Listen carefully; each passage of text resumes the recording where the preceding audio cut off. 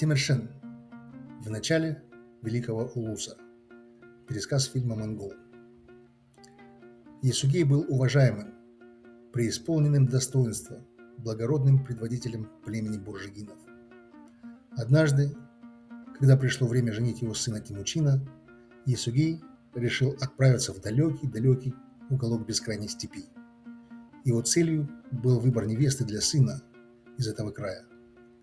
Согласно древнему монгольскому обычаю, это было очень важным решением в жизни. Проезжая мимо одного захудалого аула, Ясугей, узнав одного человека, решил остановиться у него на ночлег. Тот знакомый табунщик, выяснив у Ясугея, какова цель его путешествия, предложил устроить смотрины девушек его аула на выбор Темучина. «Хорошо, остановимся в гости в твоем ауле. Твое предложение задержало нас на нашем пути. Посмотрим, что будет».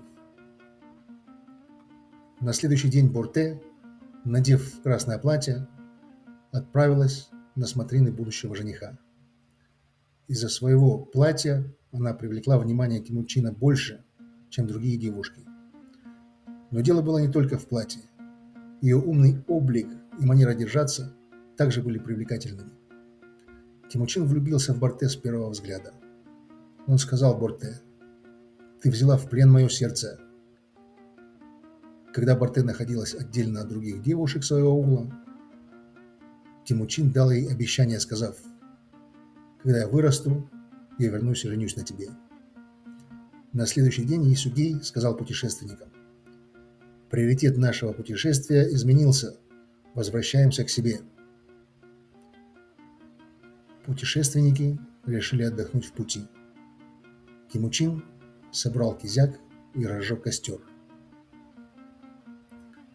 Здесь нужно ввести один фрагмент в повествование. Предводитель племени меркитов был врагом Ясугея. Он испытывал ненависть к Ясугею. Поскольку он был враждебен, он поклялся отомстить Ясугею, избавившись от него.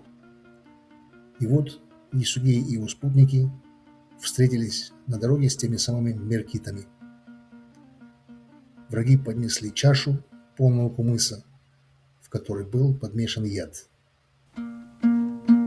Продолжение следует.